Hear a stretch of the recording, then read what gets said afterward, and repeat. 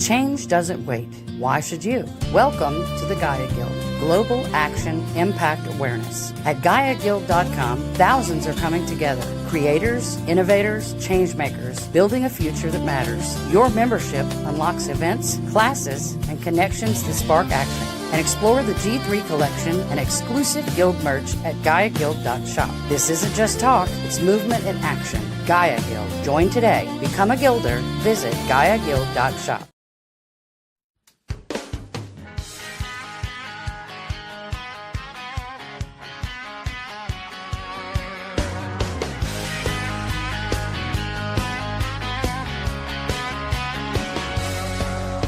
My granddaddy worked this soil with pride, but now they're telling me what I can't grow inside. Inside these fields have fed our family for years.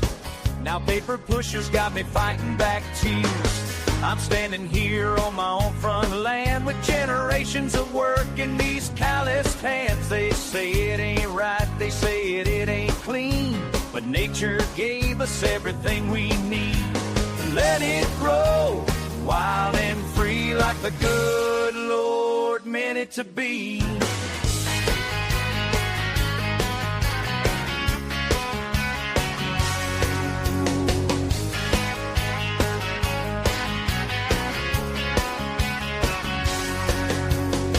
Called up my neighbors on the South County line, said meet me at the church, it's about time. Every farmer with a story to tell came together like the ringing of a bell. We all got roots in this sacred ground. Won't let them suits push us around. Ain't asking much, just let us be to work this land like our families.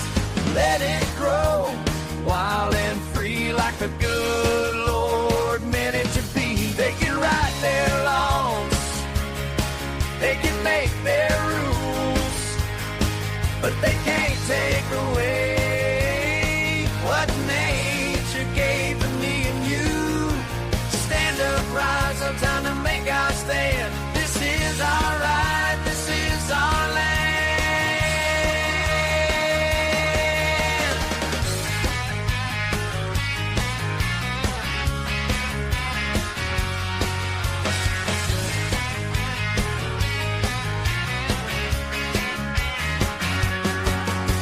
Now we're marching down to the county hall, united voices rising tall.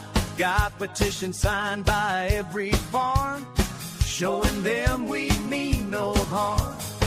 This ain't about just you and me, it's about every farmer trying to be free. When we stand together, ain't no doubt, that's what freedom's all about.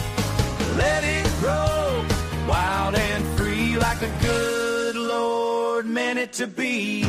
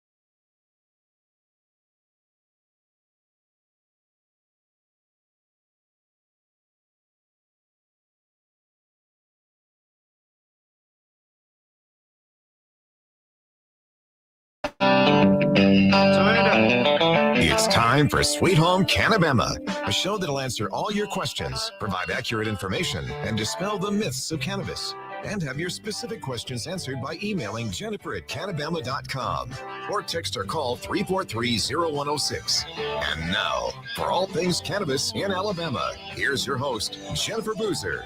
Welcome to the show, everybody. I'm your host, Jennifer Boozer Stewart. We are here live on FM Talk 106.5 every Monday night at 7 p.m. for over 6 years now. We're also live streaming from YouTube, Facebook, Instagram, X, and LinkedIn. So if you're watching us, please hit that share button and share us with your friends. We've got a great show tonight. I want to say before I get into the nitty gritty, happy Thanksgiving, everybody. And I was looking for, like, what do I want to wear on Thanksgiving Day? And I had this idea to make a t-shirt for a long time, like a couple years now. And I sat down this morning and I made it. So I'm going to stand up and hopefully you'll be able to see it. But it is our illustrious governor. High stepping turkeys, y'all.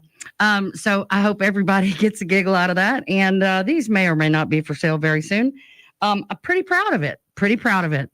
I'd wear it. I'm obviously wearing it. You need to wear it. Anyway, this is a week that we give thanks. And I know that based on the last year of shows, you might look at me and think maybe I don't really have anything to be thankful for, but you would be wrong.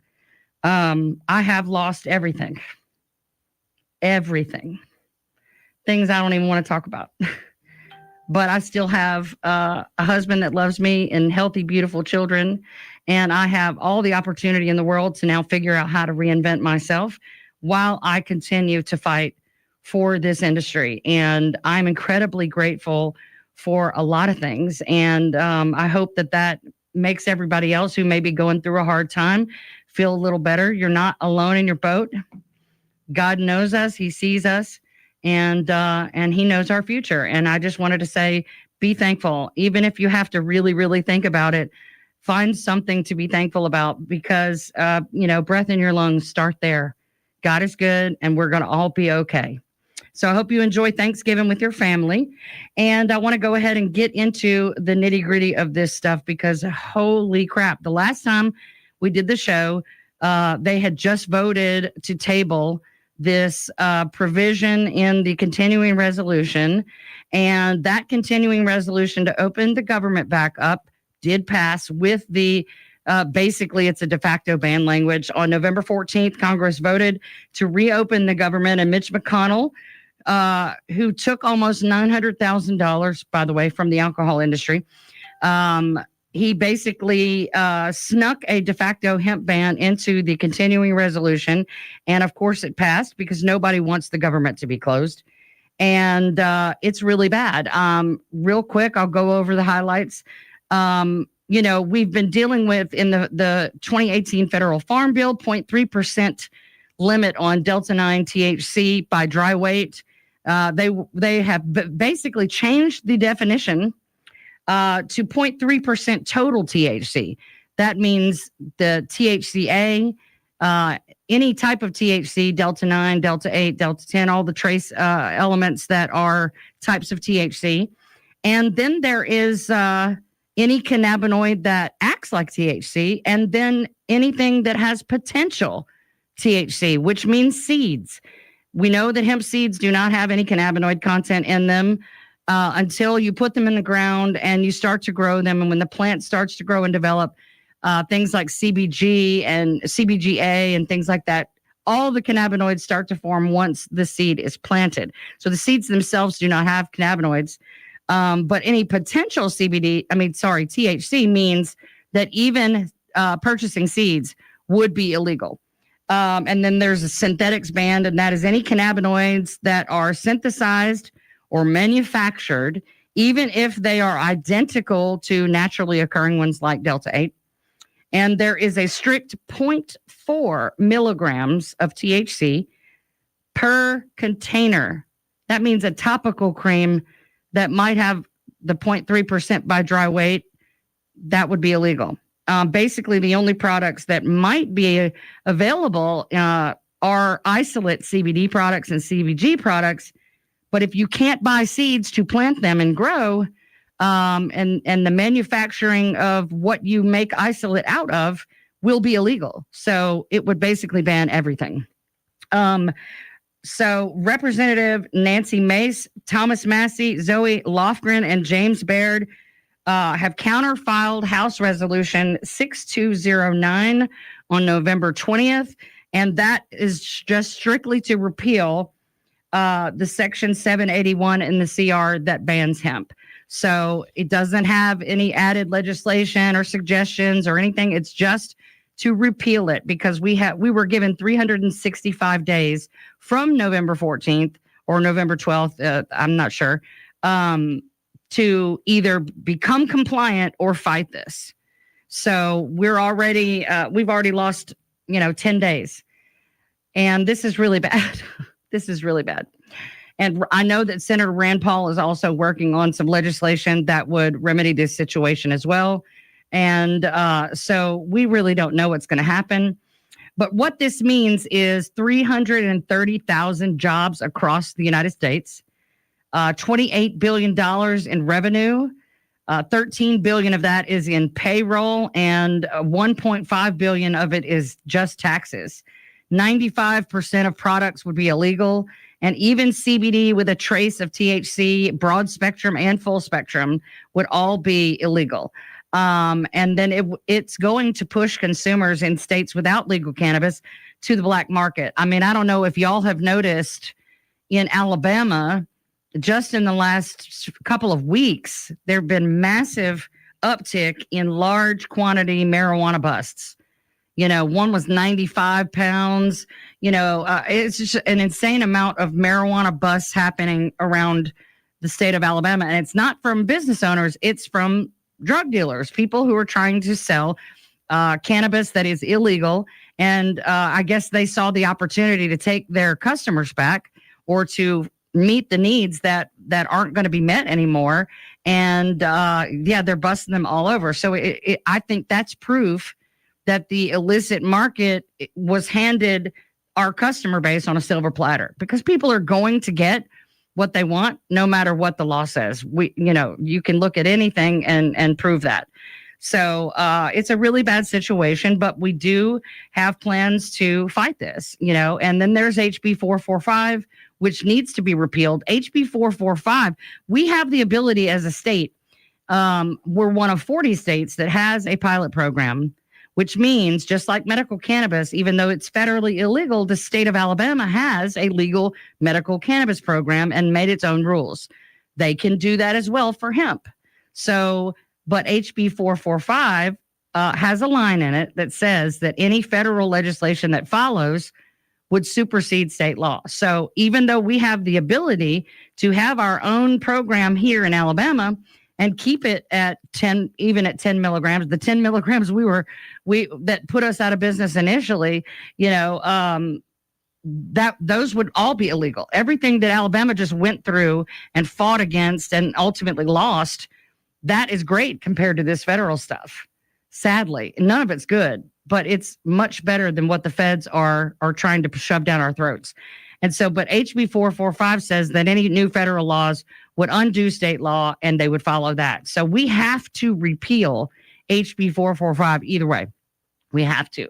And there is an effort to do that underway. When the feds did what they did, it made it harder, but we still have a good shot because the consumers, the voters in Alabama are upset. They're upset. And if we can convince everybody to register to vote and actually get out and vote, this 12%, 20% voter turnout is not acceptable. It's an election year. We have people running for every office across the state from governor on down, and we have a choice. The great equalizer needs to be that voting booth, and we have a say. I'm encouraging my listeners and everyone I speak to be single issue voters. It shouldn't matter if the dot is red or blue. Vote green. Vote green. Vote for the people who openly and publicly support cannabis legalization and the hemp industry, because that's the only way we're going to get anything done. So I would encourage you to do that. And please, the Alabama Cannabis Coalition is actively vetting these candidates and the incumbents. And we are very clearly letting people know who is a prohibitionist and who is not. So you know how to vote if this is an issue for you. And there's so many of you, that this is the lifeline that you needed and you've been able to have legally and easily and safely. All of the propaganda on the federal level is even worse than in the state. And none of these things that we hear people talking about and railing against the hemp industry for, I've never seen any of those things happen. I've never seen any of those things happen. I've never seen these products that they're talking about that make people sick or that are laced. It's just not a thing. When we come back, we're going to round out Veterans Month. Stay with us.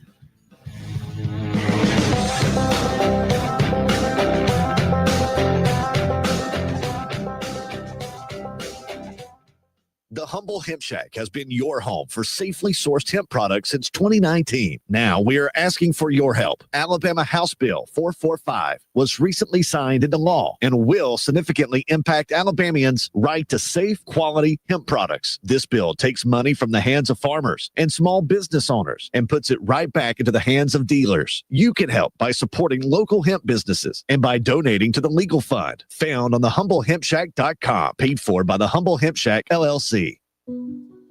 My dad, he's a double amputee, and he's one of my favorite people in the world. To me, a hero is someone who fights for our country and freedom. My dad is a hero.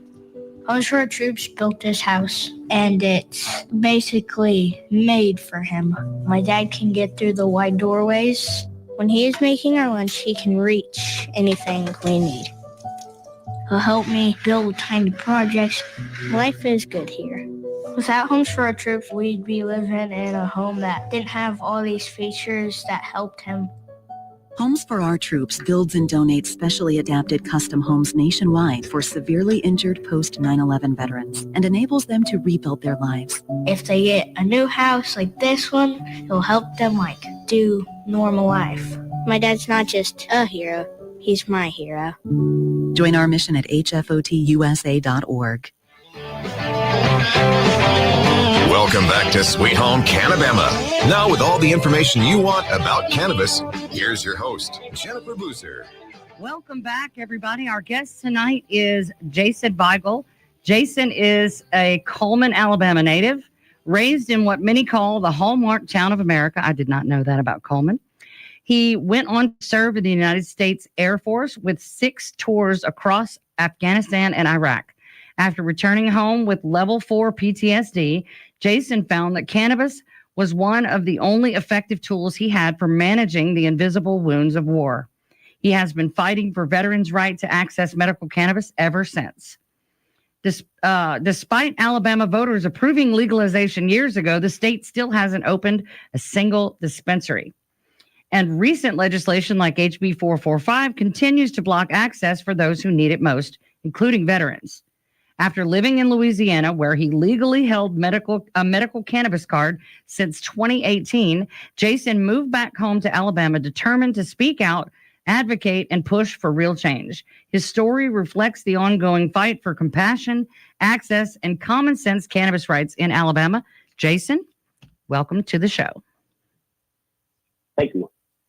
Well, let's get into it, honey.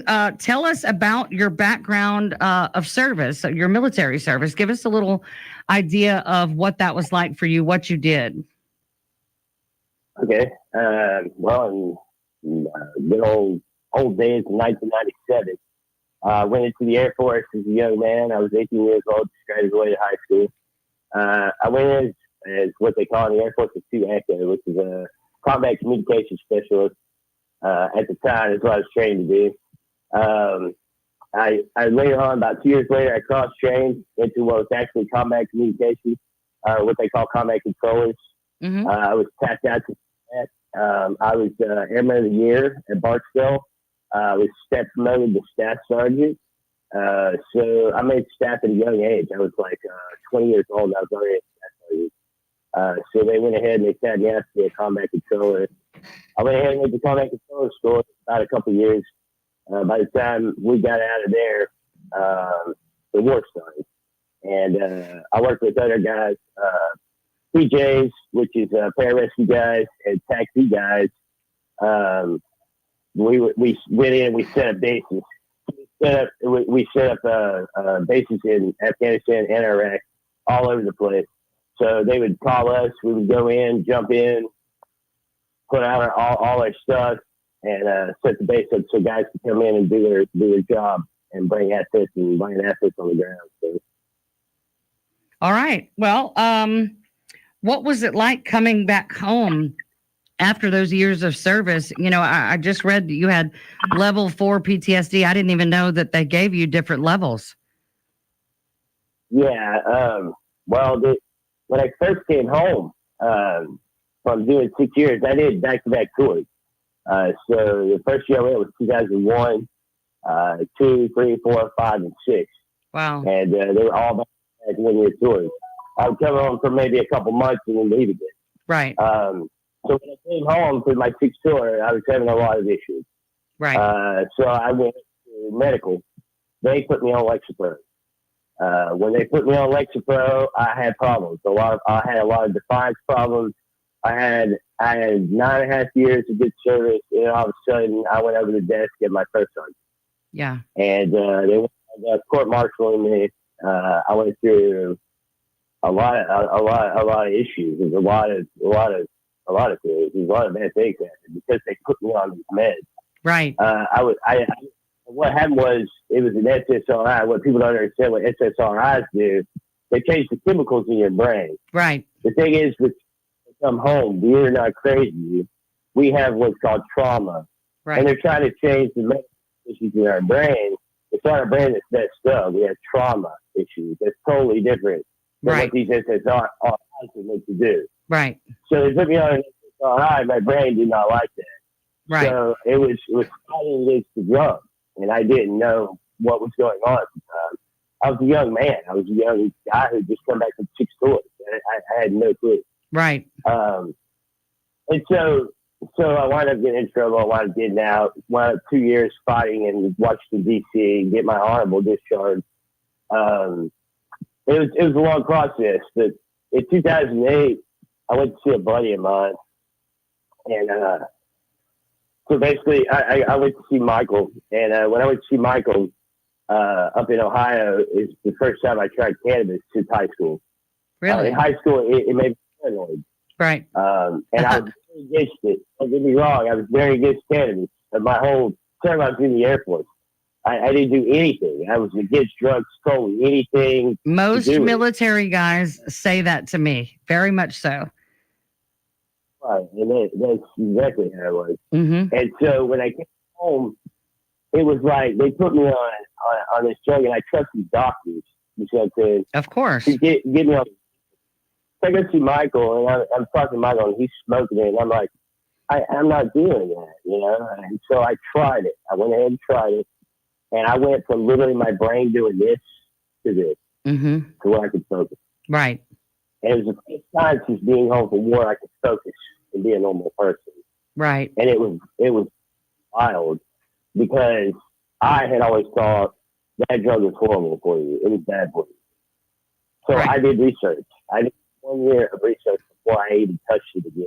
Wow. And I came across a study that the Germans did. And they did a study where it coats your brain cells. And basically, I don't know if you know how cannabis works in the brain, mm-hmm. but what it does is slows down the brain cells. My brain cells go really fast. So when it slows them down, I can think. Right. For some people that don't need it, if they're recreational users, they'll get that, hey, bro, how's it going? Right. That typical stoner persona. Right. Yeah. Mm-hmm. Right. For me, I medically need it. So it slows my brain down enough to where I can think and assess things and assess situations. Right. So it actually helps me. So that is the effect that I found it helped me. Right. Then, so I fought, I don't know if you got any more questions asked, but basically what happened was I fought with all the medications they put me on. You know, I was on 26 different medications. Right. SSRIs. Wow. Zoloft, Prozac, Effexor, Prazosin, Mirtazapine, Methazine, Xanax, and Clonopin. Oh. I was on antipsychotics, Abilify, Seroquel, Risperdal, Geodon, Lorazepam, Puristidone, Ozapine, Lorazepam, and Lumateperone. I was on mood stabilizers. They had me on lithium and Depakote.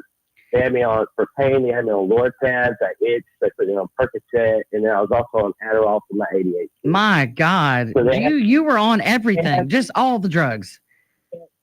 They were putting me because I would get on one, and 6 months later, I started having the PTSD issues. Mm-hmm. And so the levels of PTSD, back to that. Yeah. There's 4 levels. Okay. And the first level is intrusion and re-experiencing. Mm-hmm. So you have intrusive thoughts, or you re-experience the situation. Right. That's level 1. Okay. Level 2 is arousal or reactivity. Mm. So that's basically anxiety. skills. Right. Number 3 is avoidance. So what I'll do is what I call I hermitize myself. Mm-hmm. I'll go into hiding. Mm-hmm. Okay. And number 4 is you have negative changes in mood. You don't want to be touched. You don't want no one getting near you. Right. You just have very negative changes in mood. You're not yourself. Right. Now, that is for the DSM-4, which is the United States Medical Code. In the World Medical Code, the ICD-11, they have what's called CPTSD, which is coming for us next year, okay? Or I think 2027. Complex. Now, CPTSD has 3 other things that I also have, which is disruption in self. So, like, in controlling and regulating. So I had disruption in controlling and regulating my emotions. Mm-hmm. Disruption in myself as far as my life, and then disruption in my social relationships. Right. So because all of those 7 concepts, I have the highest level of PTSD that you can conceptually have. Right. So, wow. Do you have flashbacks? Have you ever had a flashback? As long as I take my cannabis, as long as I'm on my cannabis regimen, I'm fine. Yeah. If I get off my cannabis regimen, I have problems. Yeah. One big thing that we noticed, me and my wife, we went back and we looked at all the times I was on every single medication from the DA. And we compared that to every single time I got told with the law. And like every single one of them lied perfectly. Wow. And that's crazy right there. Yeah. Yeah. In my well, what made you decide to try it? I mean, I know you said you went to visit a friend and he was smoking it and you were totally against it, but you tried it. Were you kind of at your wit's end? I mean, it sounds like, I've heard some stories, but that one, you named drugs I'd never even heard of. And I've been doing this a minute, and I've taken plenty of those medications myself before I discovered cannabis. And so but ultimately, was it that one experience that set you on the research path, or was it the research itself, or, a combination? I've always been a very smart person in life. I graduated pretty high in my class, and I graduated with a lot of very smart people at Coleman High School. I had 4 degrees, went to college, really loved going to college, studying. I had 2 computer science degrees, a degree in botany and a degree in digital marketing. Wow. So I really love going to school, and I really love learning things. So in 2008, when I did this and I realized, wow, that drug, that Lexapro and that Geodon they've had me on the last couple years that didn't work, and this right here has totally changed my life. Right. Wow. So I did what most people do. I went back home to Louisiana at the time where I was living, and I went to the street and I found some weed with some local, drug dealer. Right. And that's and it was a battle until I guess it was 2018 when it was 2017 when I talked to Representative Edward James from Louisiana. Mm-hmm. And this is the process of writing a bill called HB 579. Yeah. And I went to Louisiana Congress and I spoke to them and told them the story. Yeah. Hey, Jason, I'm so sorry to interrupt you. We got to go to a break. We're going to pick back up in Louisiana with Jason Weigel when we come back from the commercial break. Stay with us.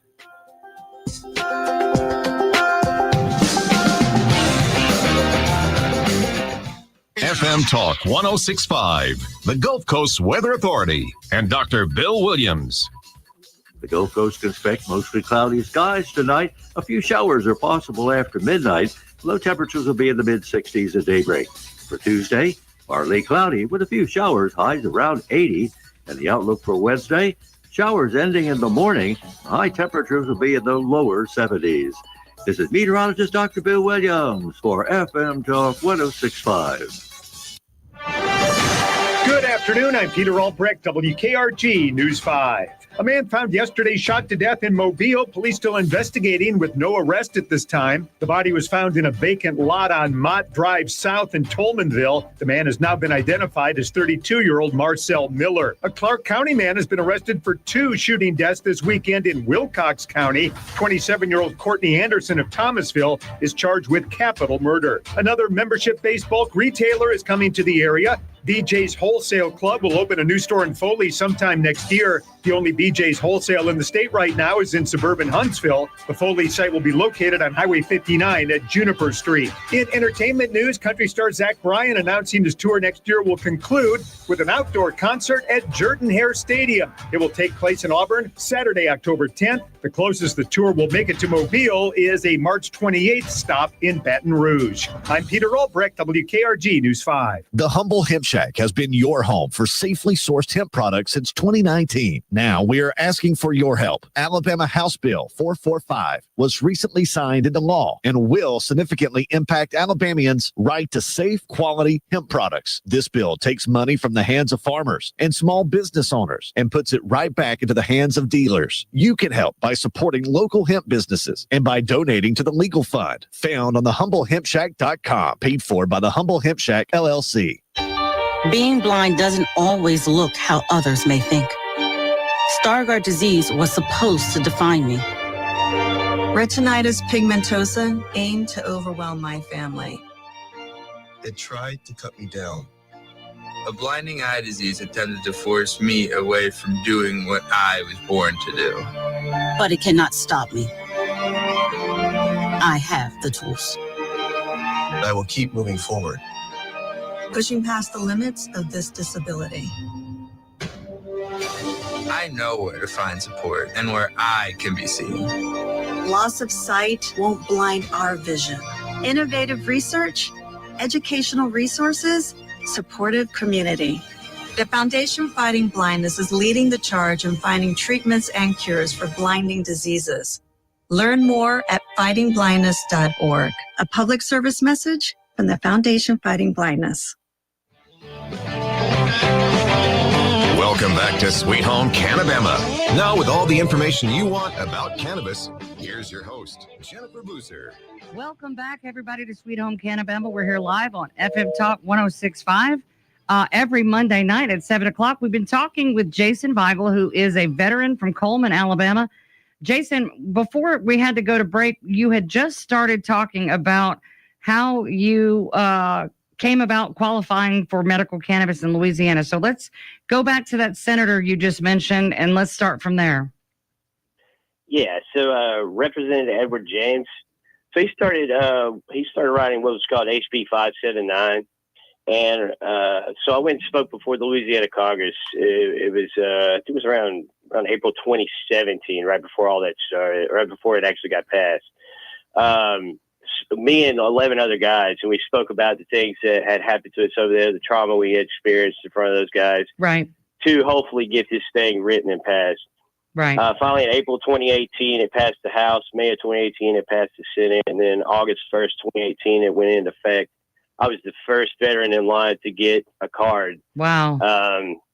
So it was crazy because there was only 5 conditions at the time that was on the list. Really? Now, Louisiana is my home state, and I it's hard for me to keep up with Alabama, much less Louisiana, but I'm fascinated because you literally made history in Louisiana being the first veteran.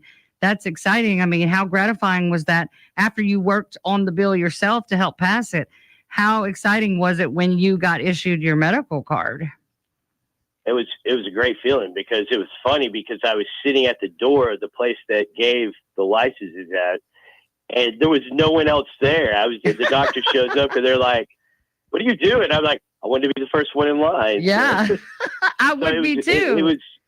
It was great. No one knew about it. No one even knew there was a medical program even for PTSD at the time. There was not even announced on the news. No, they kept it so hush. Right. Well, would you believe after 4 years in Alabama, there's still plenty of people that don't realize we've passed medical, and it's in the news all the time. That's the crazy part. So tell us about your first experience. Once you got that medical card in Louisiana, I mean, you went to a dispensary. I mean, what is it like there? I've been home to Louisiana. my whole family lives there, and I've seen the dispensaries and stuff, but I haven't really met anybody that is part of the program. So tell me a little bit about that. It's changed a lot now since I got my card in 2018. It was first started with basically what Alabama started with, or says it's supposed to start with the topicals, the oils, and stuff like that. Right. Non-smokables. Right. Is what it started with to get the program started, which is great because I got the oil that you put under the tongue. Was great. Wasn't a problem with it. Right. That's my preferred method as well. I think it was around 2020 was when the smokables came. Now, I just visited there last weekend, actually. I went to Bossier City, Louisiana, and you can walk in with an out-of-state ID and buy whatever you want. Really? And it's wide open. Yeah, it's right off the interstate, off I-20, right there in Bossier City. Yeah. Huge store. You can walk in with an out-of-state ID, get whatever you want. That is wild. It's a dispensary. That is awesome. And yes, it's amazing. And that's how big it's changed there compared to here. Well, right. Obviously, the state sees that the demand is definitely there. We know the demand is there. We don't need a year of operation to know that the demand is there. Well, and my biggest fight with the whole thing is, why are you limiting it to 0.03? Right. Why are you limiting the medicine that God created to serve us? Right. And that's the thing, it's the medical properties of it that we have to really look at.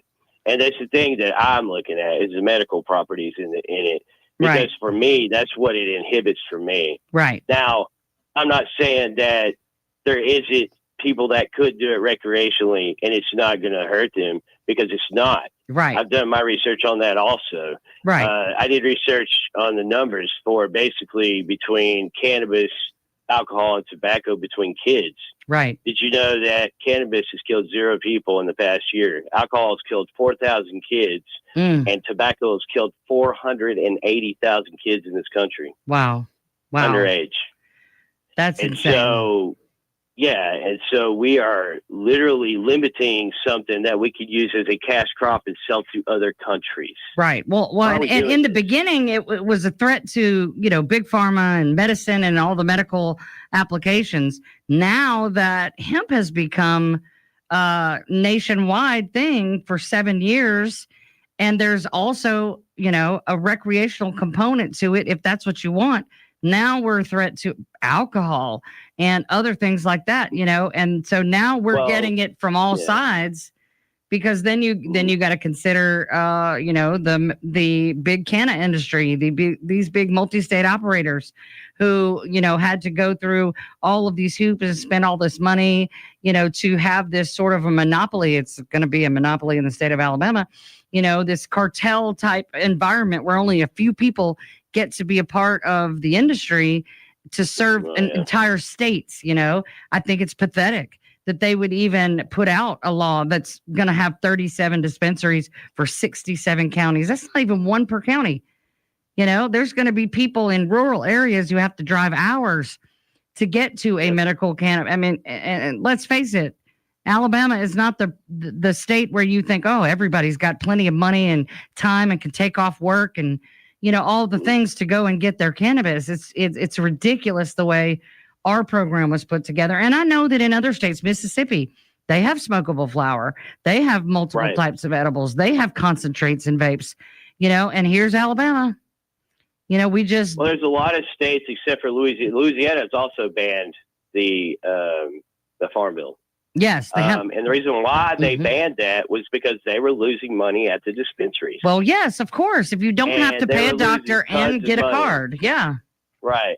But my problem with that was the stuff at the dispensaries is being tested by reputable testers. Yes. If you look up some of those testers for some of that stuff that you were buying at, like, say, the gas station or whatever, that stuff is being tested by non-reputable companies. Right, of course. And you got to be careful with that kind of stuff. I mean, my thing is, if it's not sourced right and grown right, like, I don't know if you or have ever smoked cannabis, but cannabis that you smoke and makes you cough a lot, that's because they didn't flush it right. They didn't flush all the stuff they used to grow it with out before they harvested. That's one of the main reasons I don't like to smoke it. Because I don't like that it makes you cough, and I don't like the way it burns my throat. But But, And you know, see, a lot of people love the it. chemicals that are well, that's because the chemicals that were left in it when they Right. didn't flush it during the end of the process. Yeah. And see, those are things that people that have cannabis programs regulate. Right. And with the Farm Bill, it did make a loophole. I was able to get things here because I did move here thinking there was a cannabis program. Right. And it did make it available for me. But see, the problem is now I have to outsource through the mail. Right. Or go to a different state. Well, and that's my next question. I mean, you're in Louisiana, you've gotten the first card as a veteran, and then Alabama passes the medical cannabis bill in 2021. I mean, how did you feel about that? Did you think, great, now I can move back home because I can get this same thing that I'm getting here? I'm going to go home and move back to Coleman. You know, when did you move back home? Well, I started doing music. I started drumming in 2019, and I was getting really good at the time. And there was guys in Nashville calling, want me to come to Nashville. So I was like, I want to move home. My mom was having problems. She's now disabled. She was needing help. So I was like, you know, 2022, November came, a time arose, and I said, hey, it's time to go. Well, and the state was saying, hey, we're going to have medical cannabis by the end of the year. Right. Every year since 2021, it's by the end of the year. They said it this year.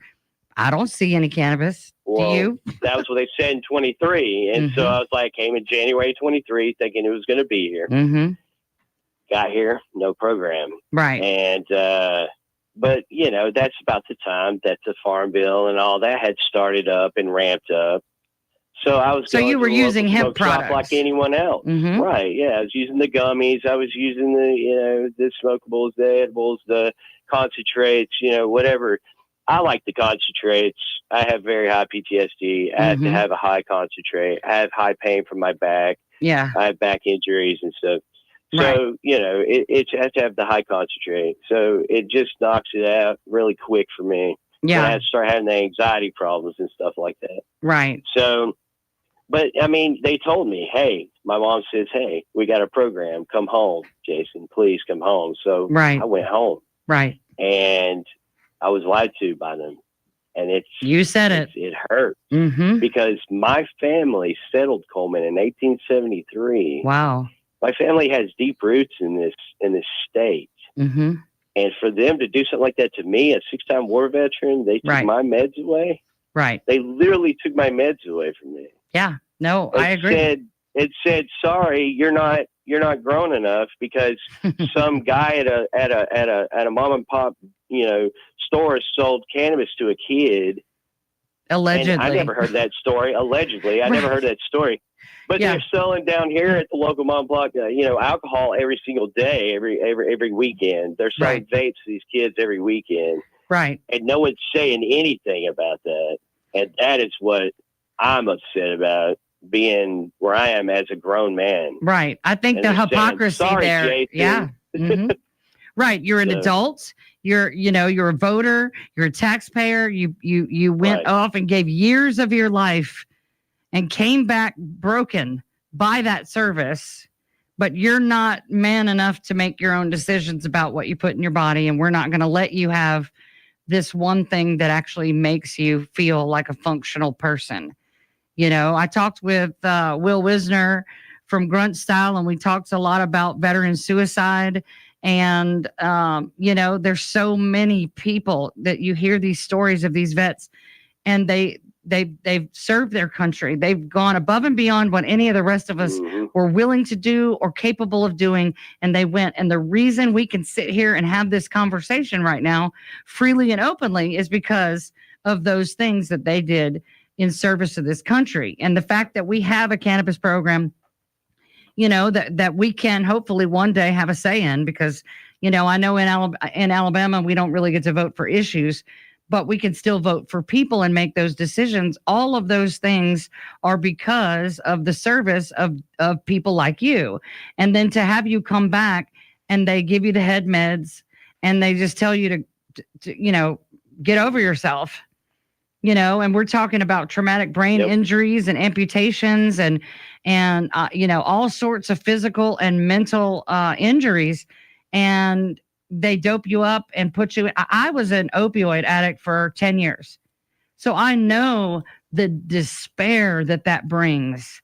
I know the darkness that rides your back with that and how you want to kill yourself, because I did. When we come back from the break, we're going to talk more with Jason Weigel. Stay with us.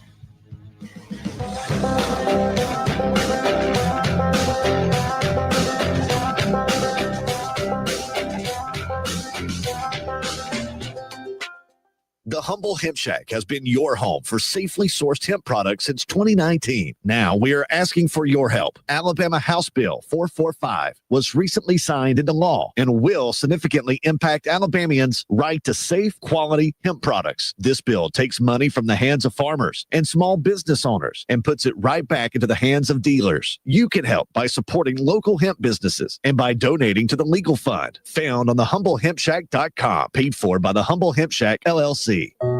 We weren't sure adoption would happen for us, but when it did, it happened threefold. Mary and her husband first met their 3 children when they became their foster parents. Little did they know that their house would become the siblings' forever home. We had to help them adjust to the idea that they wouldn't have to leave.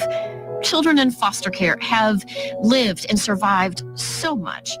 We had to help them process their trauma.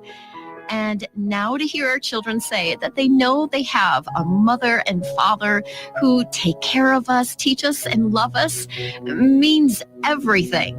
The Dave Thomas Foundation for Adoption is committed to finding safe, permanent homes for the longest waiting children in foster care. I not only love these kids, I am just so proud of them. You can help. Visit davethomasfoundation.org. Welcome back to Sweet Home Cannabama. Now with all the information you want about cannabis, here's your host, Jennifer Boozer. Welcome back, everybody. Tonight we are rounding out our Veterans Month shows with Jason Weigel from Coleman, Alabama. He is a veteran. He qualified for medical cannabis in Louisiana. And then when Alabama passed our medical cannabis program, he decided to pack up and move home, expecting to be able to have a cannabis card here, and has not been able to have that. He supplemented by using hemp products, such as the products that we use at Cannabama. And now they've taken those. So, Jason, before the break, we were talking about, do you feel betrayed?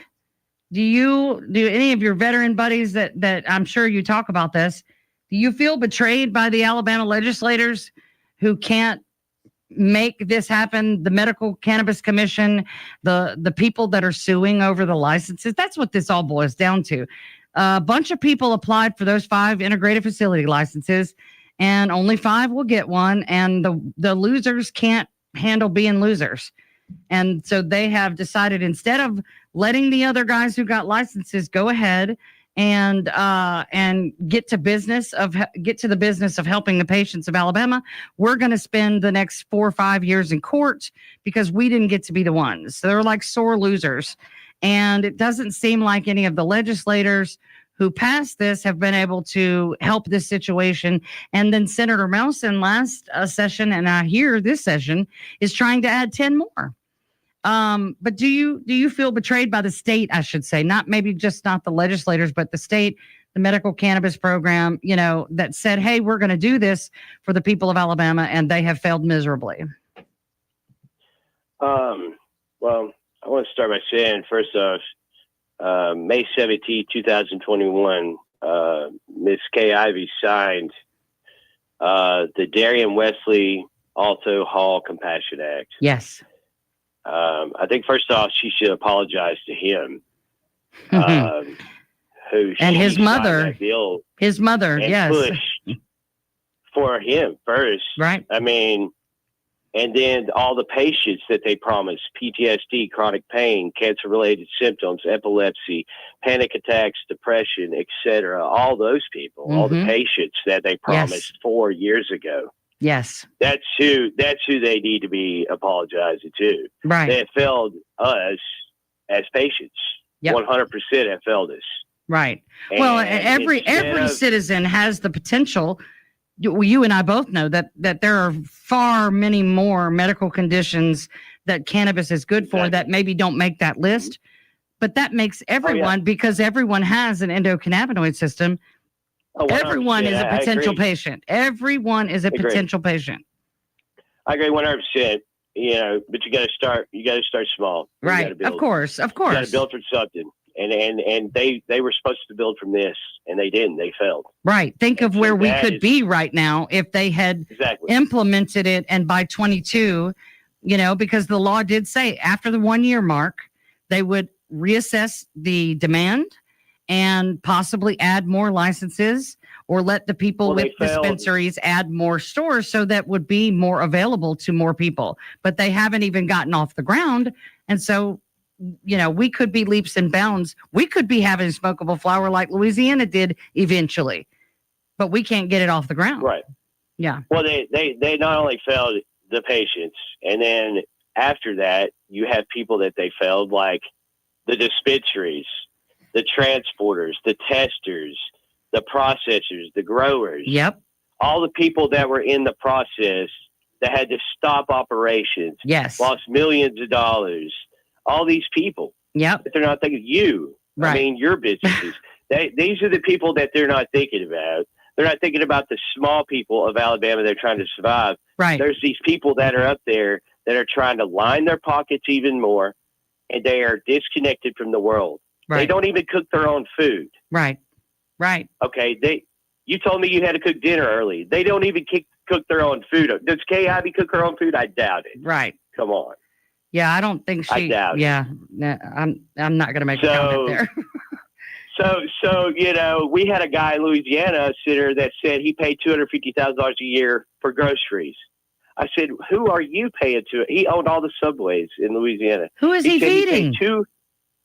Exactly. That's what we said. Like, who are you? Wow, $250,000 for groceries, guys. How many children does this man have? Exactly. Right. 75. So they're out of touch. They're Yes. way out of touch with real Americans. Yes. And No, they need to I get agree. out, walk around with real Americans, get out in society, get out of your homes, quit being scared. Come out here and live and see how we live. Well, I think. And when you do that, I think it'll change your mind about how you make laws, how you write laws. Right. Because they're so out of touch with the real world. There is a meth epidemic going on in this state. Mm-hmm. Why don't they fight that? Right. There's a huge methamphetamines epidemic going on here. Yep. I But just they're saw a not massive fighting that. bust on Facebook today. Yes, in Atlanta, huge one. Mm-hmm. And I think another one recently up in North Alabama somewhere. And then the fentanyl, So it's good. fentanyl, and then there's the new drug that's fentanyl and something called xylazine. That's Yes, literally something like rotting people's body parts off and making them zombie. It's really bad. And, you know, none of those things have any medical applications or any redeeming qualities, and they're incredibly destructive. I think they know what they're doing. They do, and they have their incentive. I think the problem is the reason they don't get out and roam around with the common man, because they don't have to. They have enough donor money, and they do what their donors want. When those are corporations and those are special interest groups, like the alcohol lobby. I mean, they are largely to blame for what is happening nationwide. Those senators have and representatives have been incentivized by their donors. They don't care about the voters. Right. And in a state like Alabama, term limits. Term limits, I agree. And lobbyists, getting rid of the lobbyists. I mean, that's the only way. And limiting have to do campaign that. donations. You know, we have an And attorney general candidate getting $1 stop million. Well, you got the candidates who are all about me. Mhm. Hey, I'm going to do this. I'm me. No, it's about the people you represent. Yes. It's about the district you represent. Right. And that is what, unfortunately, someone I know very well, Mr. Garland Grocery, is out of contact with. Well, I agree with you, because not long after HB 445 was passed, and I know he voted yes for HB 445, he made a post on Instagram with a wall of liquor, and it said, "Bourbon is proof that God loves us and wants us to be happy." And I thought, well, there you go. It's as much of a confession as you're going to get from a politician. You know, it's incredibly insulting. He's sitting in a fancy room with all these big, expensive bottles of bourbon having a drink. And we're over here going, okay, well, now I'm going to lose everything I have. Make it make sense. He is completely out of touch. Vote for Yeah, J.R. Bowling, by the way. Right, exactly. Yeah. Shout out to my friend J.R. I'll be speaking at JR's thing December 13th. So in Coleman. Nice. So if anyone wants to come out for that. Yes, if you're in Coleman County, you need to definitely talk to J.R. Bowling because he has a very different outlook and he is a very different person. He's a real, actual human being who works and does labor. He's a volunteer firefighter, all sorts of great things. And he's a very, very genuine guy. I've had the privilege of getting to know him really well since he's been on the show. Awesome. What would you say, if you had a chance to speak to these legislators, what would you say? I did 6 tours. Don't curse. I have demons. No, I wouldn't do that. I first off, I would thank God for letting me speak to him. Yeah. Secondly, I would say I had demons that I brought home. Yes. For you to have your freedom. Yes. All I ask for is relief from those demons. That's it. Right. Every single day of my life. That's all I ask for. Right. And the other thing I have to help me with that, besides cannabis, is music and my family. Right. And when you take cannabis away from me, I lose everything around me. Right. I think it's a part of that tripod in my family life. Right. And it keeps me stable enough to where I can be normal with my family. Absolutely. And so, yeah. You're a human being. You're a human being. We're all human beings. Stop looking at us as consumers, as numbers, as money. We are human beings. Do the American thing. Do the right thing. Stop doing the thing for money. Right. Do the American thing and do the right thing for the people. Right. So. Thank you so much, Jason, for being on the show tonight. I really appreciate your honesty, and that's a really personal thing to share, especially in a broad audience. So, I can feel how important this is to you, and I know that you are being cheated, you are being betrayed. We all are, and I'm so sorry on behalf of the industry that we couldn't find a way to fix this, but we are still trying. But thank you for being here. Y'all follow the Alabama Cannabis Coalition, the Alabama Hemp Trade Association, and Sweet Home Cannabama for information going forward to fight. If you're looking for charity donation ideas this holiday season, Grunt Style Foundation. God bless you, and God bless American Hemp. Good night.